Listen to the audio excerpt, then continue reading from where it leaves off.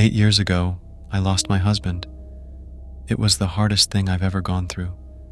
For years I tried to move on, but every now and then, the pain of his loss felt like it was still fresh. I finally met someone new and began to think I might be able to find happiness again. But that's when the dreams started. Every night, I was haunted by dreams of my dead husband. In these dreams, he was always in our old apartment, the one where we used to live.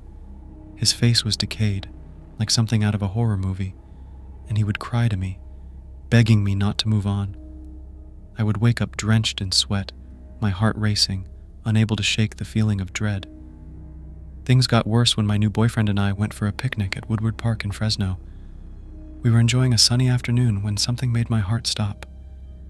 Out of the corner of my eye, I saw my dead husband's face peeking out from behind a tree about 20 feet away. I screamed and my boyfriend rushed to check, but when he got there, there was nothing. No face, no trace of anyone. My boyfriend was worried, but I couldn't explain what I saw. The nightmares and strange sightings continued. One day we decided to go swimming in a nearby lake. We put on goggles to see if we could spot any fish. As I looked down from the bottom, my blood ran cold. There, lying on the lake bed, was my dead husband, just like he looked in the coffin. I was paralyzed with fear, unable to scream or move. I didn't know what to do. My parents, seeing how distressed I was, decided to hire a shaman to perform a ritual. They hoped it would bring peace and help me let go of the past. The shaman performed a traditional jingle bell ceremony, but the eerie dreams and visions didn't stop. I felt helpless and scared, as if the spirits of the past were closing in on me. Each day felt like I was living in a nightmare.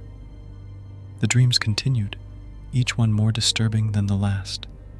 My husband's decayed face appeared in my dreams, always pleading and sorrowful. The lake incident left me terrified of swimming, and I began to avoid going outside altogether. I tried to talk to my boyfriend about it, but he couldn't understand the depth of my fear. He wanted to help, but nothing seemed to work. I felt trapped between my past and my present, unable to escape the haunting presence of my dead husband. I reached out to friends and family looking for advice or support. Some suggested seeing a therapist, but the nightmares and fear made it hard for me to leave the house. I felt isolated and alone, like I was caught in a never-ending cycle of terror. Desperation drove me to try everything I could think of. I started carrying charms and wearing protective amulets, hoping they might ward off the haunting presence. I even tried changing my routines and avoiding places that reminded me of my late husband, but the fear still lingered. As the months went by, I began to wonder if I would ever find peace. The dreams continued, and the sightings became a constant source of anxiety. I tried to stay strong for my boyfriend, but it was getting harder each day. The shaman's ritual didn't seem to have any effect, and my own efforts felt futile. I was exhausted and overwhelmed, caught between my past and my present. The terror of the visions and the dreams felt like they would never end. If you have any advice or know of any other ways to find peace, I would be grateful. I feel like I'm losing my grip on reality and the fear is consuming me. Please help me find a way to break free from this torment, all together.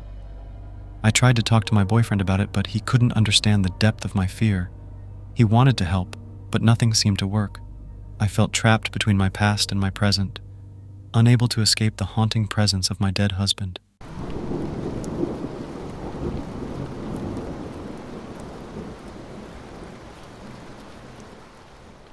I live in Merced, California, where my life has been shadowed by a story that many might find hard to believe.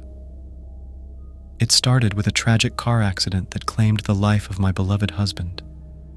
The loss was overwhelming, and though it's been years, the pain never fully faded.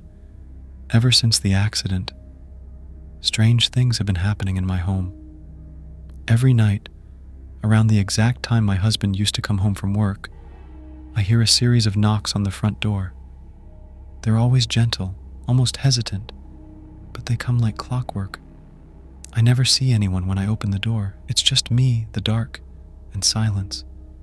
Sometimes I hear soft crying from outside the door. It's as if someone is mourning, but when I open the door, there's never anyone there. The empty street remains silent, and my heart sinks each time I face that emptiness. I tried to move on with my life. I started dating again, hoping to find some comfort and maybe even a new beginning. But each time I brought a new boyfriend home, things took a strange turn. They'd see glimpses of my dead husband, sometimes dressed in Hmong clothing, standing quietly in the corners of the house or watching from the shadows. My relationships always ended the same way. My boyfriends would become increasingly unsettled and then, almost always, break up with me. They'd say they saw someone who shouldn't be there, someone who frightened them. I would always end up alone, with only the memories of my husband and the echoes of those nightly knocks. One day I met a new man who seemed different. His name was David, and he was kind and patient. We grew close, and I invited him over one night. He stayed on the couch, hoping to get some rest before we'd spend the day together. In the middle of the night, David woke up feeling uneasy. He saw someone standing in the living room, wearing traditional Hmong clothes. The figure was still and silent, just watching David as he lay on the couch. David tried to move, but he couldn't. He was paralyzed with fear. The figure moved slowly towards him. It was my dead husband. He dragged David's legs, causing him to fall to the ground. The room was filled with an oppressive coldness, and David's terror was palpable. He couldn't do anything but lie there, shivering. The next morning, David couldn't look me in the eye. He broke up with me, saying he couldn't stay in a place where such horrors happened.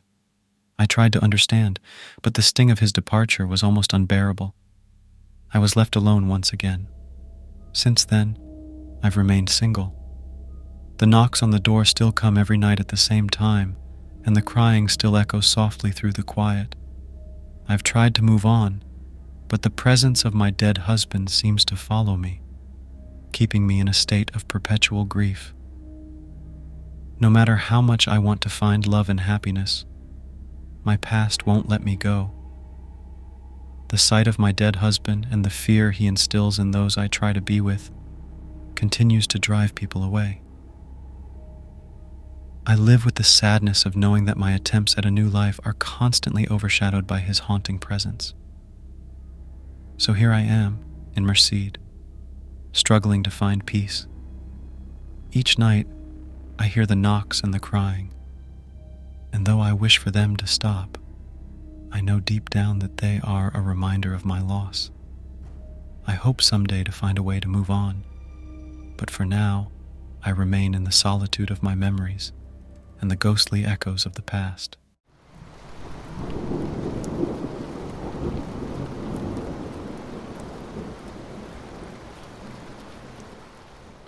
In the quiet town of St. Minnesota, my life felt like it had been turned upside down.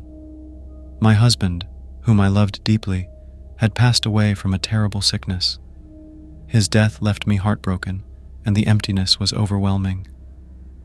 As time went by, I tried to move forward, seeking comfort and a new beginning with someone new. I started dating a kind man who made me feel alive again. We spent weekends dancing and laughing, trying to create happy memories.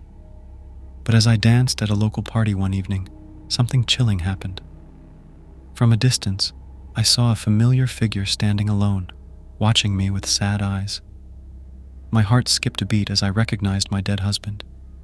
His presence made me feel uneasy, like I was being watched by a ghostly reminder of my past. Determined to push away the fear, I went on a camping trip with my new boyfriend. I hoped the fresh air and nature would bring me some peace. But as I sat by the campfire, I saw something unsettling. From the trees high up on the branches, my husband's ghostly figure swung back and forth. He seemed to be waving at me, his eyes filled with sorrow and a hint of anger. I couldn't understand why he was appearing so frequently, and it made my nights sleepless. One night, I had to work a night shift at the hospital. It was supposed to be a routine shift, but as I turned on the radio to keep me company, a voice crackled through the static. It was unmistakably my husband's voice, speaking in a chilling tone. He said, "If you don't let go of your new boyfriend, I'll come back to get you." My blood ran cold, and my hands trembled as I turned off the radio. The thought of my husband's warning haunted me, making me question my own sanity. I was torn between the fear of losing my new boyfriend and the dread of facing my dead husband's wrath. I didn't want to burden my boyfriend with these terrifying experiences, afraid he might think I was losing my mind, or worse, that he might leave me. So I kept the eerie encounters to myself, pretending everything was normal. Each time I saw or heard from my husband's ghost, I felt more and more trapped between my past and my present. The haunting reminders were becoming unbearable, and I feared what would happen if I didn't figure out a way to make it stop. I needed to find a way to make peace with my husband's spirit so I could truly move on and live my life without fear. Finally, I decided to seek help from a Hmong spiritual healer. I knew that traditional methods and spiritual guidance might offer the closure and peace I desperately needed.